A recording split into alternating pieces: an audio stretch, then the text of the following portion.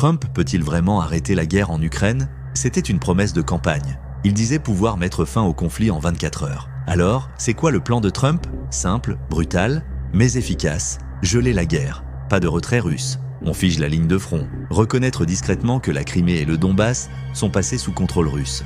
Faire taire les ambitions ukrainiennes de rejoindre l'OTAN ou l'Union européenne, au moins pour quelques années.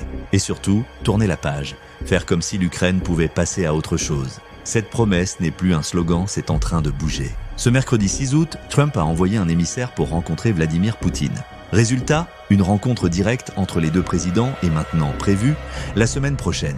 Mais arrêtons de jouer aux naïfs. Ce n'est pas de la diplomatie, c'est de la gestion de portefeuille. C'est du marchandage à l'américaine. Et le prix, encore une fois, c'est l'Ukraine qui le paiera. Trump veut peut-être la paix, mais il veut aussi son deal. Et dans un deal, il y a toujours un gagnant et un perdant. Le perdant, ce ne sera ni Washington ni Moscou. Tu veux savoir pourquoi l'Ukraine ne sera jamais libre, même sans guerre? Parce que le pays est déjà vendu pièce par pièce. Depuis 2022, des géants américains ont signé des contrats pour exploiter le gaz, le pétrole, les terres agricoles et même l'eau. Le tout en échange d'aide militaire, mais ça, ce n'est pas de l'aide. C'est une prise de contrôle par contrat. L'est du pays, notamment le Donbass, regorge de gaz et de ressources. Et qui contrôle ça? Ce n'est pas l'Ukraine, mais des multinationales occidentales avec la bénédiction de Washington. Alors, même si Trump arrête la guerre, le vrai combat ne s'arrête pas. C'est celui pour garder la main sur le trésor ukrainien. Et ça, ni les Russes, ni les Américains ne sont prêts à le lâcher. Pose-toi cette question.